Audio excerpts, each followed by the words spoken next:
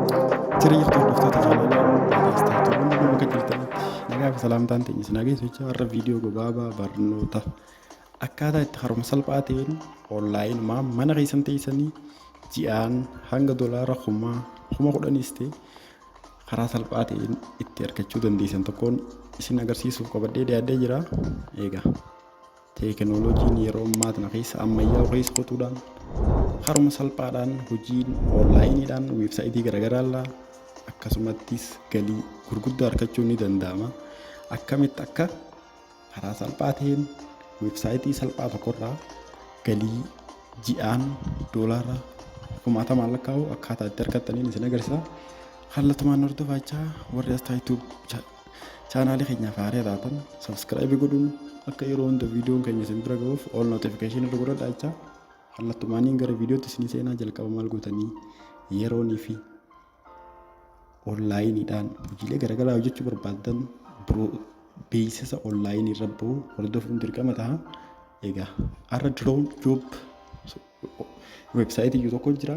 Isarraa akkamitti akka doolaara manuma keessan teessanii onlaayinumaan hojjechuu dandeessanii isin agarsiisa.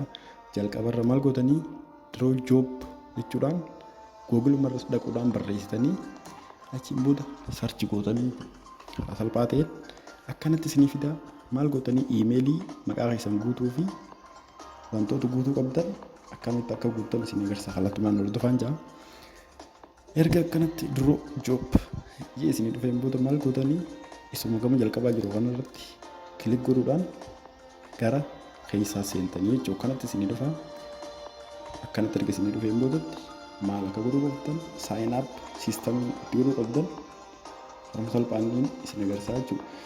Erga kana seentaniin boodatti iddoo gama gubbaa argaa mirgaarra sign up iddootu jira. Sign up irra kilik godhuudhaan iimeelii, username akkasumatti paaswordii jabaa fi I am not robot isa joonarra kilik godhuun hedduu barbaachisaadha jechuudha. Saniifuu iimeelii mataa keessanii as naqxanii anamma kilik godhadhee waan hin jiruuf nan barbaachisu username akkasuma barreessitanii akkasumatti paaswordiis jabaa barreessitanii register ettanii jechuudha. Saniifuu anamma kana erga guuttaniin boodatti I am not robot isa joonarra kilik godhuudhaan raayit erga isin godheen boodatti register ettanii. Saniifuu anamma sign in jeetumaan haruma salphaa ta'een seenee akkamitti akka hojjetan isin agarsiisa. Egaa asirra banadhee waan hin jiruufaan loogiin ja'an malee sign uppiin nan barbaachisu jechuudha. Saniifuu karaa kamiin akkamitti maal akka hojjechuu qabnuu fi guyyatti galiin keenya dhaabbatamoo maal akka ta'uu qabu waliin ilaalla. Kallattumaan hordofaan isiniin jira. Egaa anamma browserii Firefox browserii irratti banee hojjechaa ture. Kaniin irratti isin agarsiisa kun registrationiidhaaf Chrome waan ta'eef Firefoxin bana. Erga Firefox irra seenee boodatti kallattumaan login jeeseenee akkaataa itti fayyadaman isin agarsiisa jechuudha. Isa kanarratti fayyadamaa ture. Yeroo seenuu deemtan hunda browserii irratti kan search gootanii seentan. Saniifuu maaliin godhaan login jeetiin seena.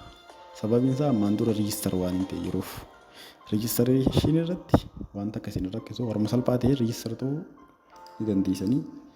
Erga kanatti login jetteen boodatti karaa userii name fi passwordii isin gaafatutti dhufa. Yoo dura register ta'ee jiraate kanatti isin dhufa. Amma kallattumaan login jeenii seenaa jechuudha. Erga login jee seeniin boodatti akkana naa dhufa. Meeqa doolaara fudhata akka tuqaa 8 qaba.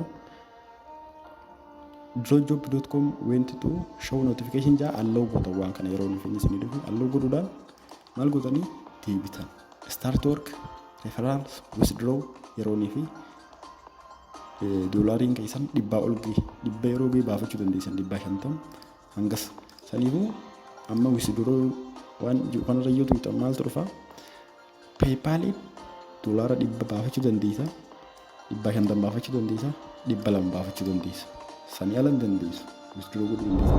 Saniifuu amma fakkeenyaaf task balancing biyya total balancing biyya meeqa doolaara 10 akka tuqaa 8 start working jaanii jechuudha. Karaa salphaa ta'e Startup jechuudhaan viidiyoo qofa daawwattan hojii biraa wanni isin hojjettan hin jirtu. Kadhibba 50, kadhibba 3 fi kadhibba 5 jira.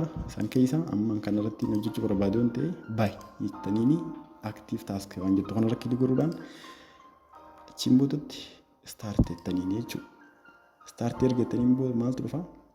Viidiyootu isin dhufa. Viidiyoo tokko irratti amma fakkeenyaaf viidiyoo mana dhufu deemu kana irratti hangamin harkadhaa doolaara 0.9. Kanaafuu viidiyoon kun erga dhumeen boodattis viidiyoo biraa isinii dhufu. Kan doolaara kafaltii mataa isaa qabu.